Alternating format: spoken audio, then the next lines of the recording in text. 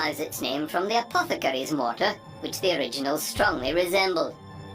The mortar was a large and heavy bowl made from iron that was loaded with gunpowder and a heavy projectile, and fired by use of a hot iron through a vent hole in the side, much like a cannon.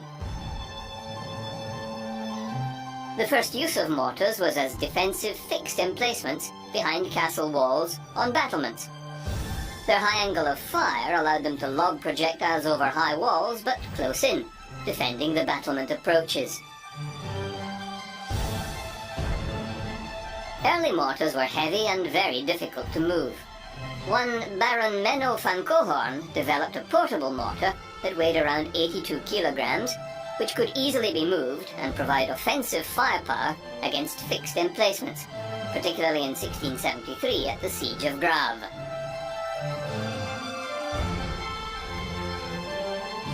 Extensive use of portable mortars occurred during the American Civil War.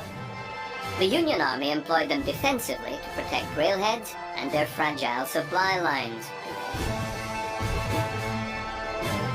The Russo-Japanese War also saw use of the mortar.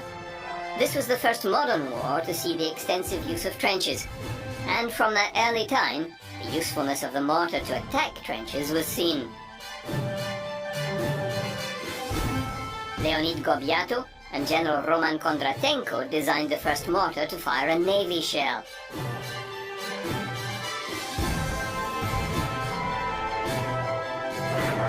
By the time of the First World War, smaller one-man mortars had been designed. Again, because of their high angle of fire, they could penetrate deep trenches that conventional artillery could not.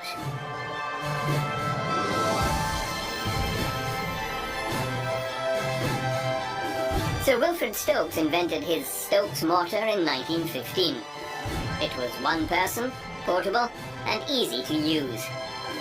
The Germans also developed a series of trench mortars or Minenwerfer. These were rifled mortars with a much lower rate of fire. There are two ways to stabilize the mortar round in flight: with fins at the base of the projectile, or by spinning the round like a rifle bullet. Both have their advantages, but the fin-stabilized smooth-bore mortar is by far the more common.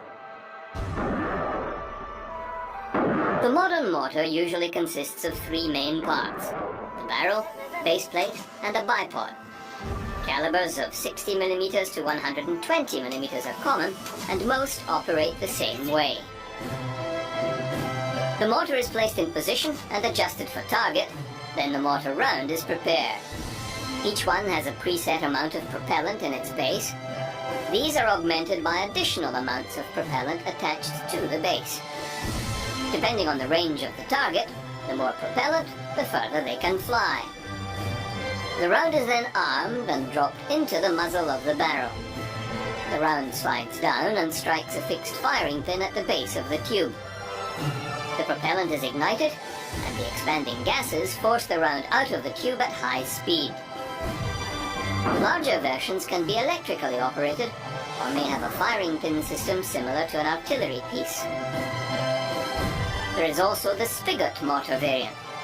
Once again, these are smaller and easily portable. The projectile fits over the solid rod or spigot. Inside the round is the propellant charge that is fired by a built-in trigger mechanism. These are generally quieter to operate than a standard mortar and simpler to manufacture. However, the specialized spigot mortar ammunition is heavier and slightly less effective. Currently, they are not in favor in most arsenals. One example of the silent mortar is the Belgium Fly K spigot, since adopted by the French as to build the biggest.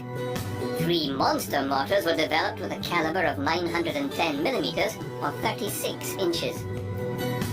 Henri-Joseph Péchance built his in 1832. Mallet's mortar was built in London in 1857, and Little David was built in the USA during the Second World War. Only the monster mortar of Péchance saw service at the Battle of Antwerp in 1832. Modern mortars come in a variety of sizes, from the British 51mm light mortar, which has only a barrel and base plate and is manually adjusted for angle, to the French standard 81mm mortar. A larger version is the Soviet 2S4 M1975 Tulpan, a 240mm self-propelled mortar. Mortars can fire a variety of munitions, from high explosive, smoke or illuminating, including infrared and gas. During the First World War, mortars were used extensively to deploy poison gas in an attempt to clear enemy trenches. These mortars were often simple devices placed in trenches, aligned, and then buried to secure them. A small propellant charge and electric detonator were placed in the mortar, then a pressurized canister or bottle of the gas weapon loaded. The rank of mortars would then be fired electrically from some safe distance. The gas would be lobbed through the air into the enemy emplacements and dispersed.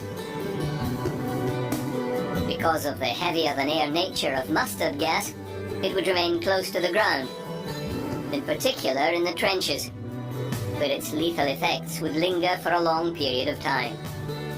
Not all nations have signed agreements banning the use of such weapons.